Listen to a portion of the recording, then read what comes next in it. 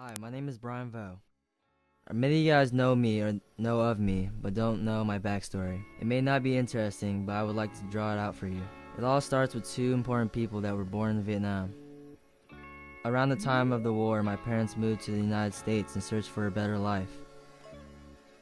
They ended up in California, and eventually, the years of career development and soul searching, my parents met at a dance party and eventually fell in love.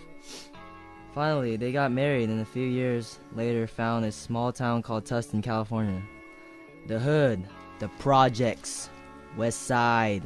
Anyways, this is where the first child and my older brother, Vince, was born. After 5 years, however, I came into the picture. I was one fat baby. No, like you don't get it. I was one fat chubby baby. Like fat, which is ironic because now I'm this buff, sexy dude with, two hot pecs and this really nice six-pack. No, actually, this 8-pack, yeah. Now let's get back on track. Growing up, you see, I had this typical brotherly relationship with Vince. Everything was like a competition. We would always get into fights over the stupidest things, like the playtime with the teddy bear. And I wanted to beat him at everything. But even though I hated losing to him, and regardless of all the quarrels, I wanted to be just like him. If he got a mustache, I got a mustache. If he wore a hat, I wore a hat. And if he started skating, I started skating as well. Going back to the brotherly love, there was always one thing I could beat him at. I knew that the first time I picked up a basketball, I knew it would be something special in my life. It was something that during the Super Bowl, I was always playing basketball. During the World Cup, I was playing basketball. And while other kids played video games, I was playing basketball. My favorite team growing up was the Lakers. And growing up, I looked up to one player. You already know, my boy, Kobe Bryant, the Black Mamba. Yeah, I can't really draw him. Oh, he's black. Oh, there you go. Oh, hey. The point is, growing up, I wanted to be just like him, but in my own way. However, my parents always stressed me that education is the key to success. They were worried that I would isolate myself to basketball, and that would skew my focus on my studies and other values that life had to offer. They were not necessarily happy with my basketball choices and decisions. Although they supported me all the time, they felt like all I wanted to do was play basketball. And at the time, it was true. But my parents had high expectations for me. However, this child behavior of mine dramatically changed after another special person who entered my life. Like my older brother was to me, I wanted to be a role model to my sister. I learned to be a leader and value the things that were given to me. Anyways, as time flew by, so did middle school. I was a typical kid going through several phases, but I never really truly knew who I was. Me and my best friends Tracy and Devin thought we ran the campus, but the one thing we all had in common was our love for basketball. Unfortunately, some of us were unable to fulfill our dreams. After the freshman basketball tryouts, I was cut from the team. This was truly a reminder of the circumstances that I had to go through my whole life, always being the smallest kid on the court.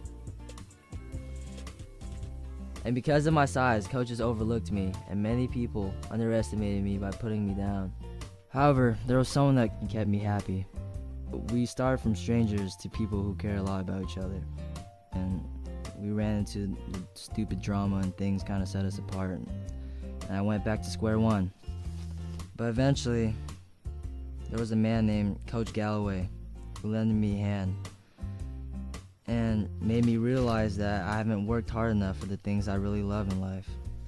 He showed me that anything in life can be achieved if you believe in yourself. I began to realize that failure was my motivation. There was something in me that made me hungrier to succeed. From that day on, I began to learn what hard work truly meant. I wasn't being forced to do it. It was a lifestyle, and it was my choice. I knew what my dream was, and I wasn't gonna let anyone tell me I couldn't do it.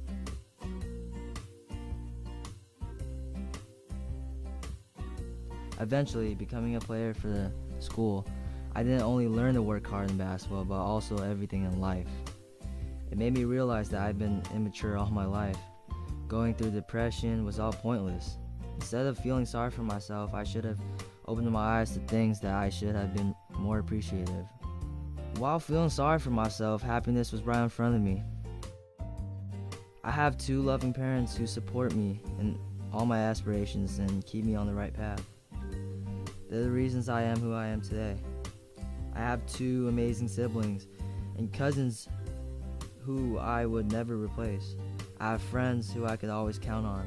It's weird how someone who was just a stranger to you could now mean the world to you. But I wish I could have shown more appreciation for the opportunities and people in my life. I wish I could have done a lot of things differently in the past.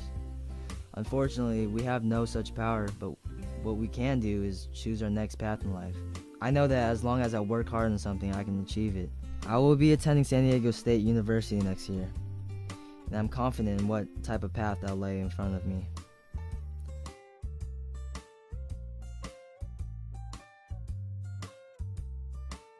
Some live to get to the finish line, but for me, it's only the beginning.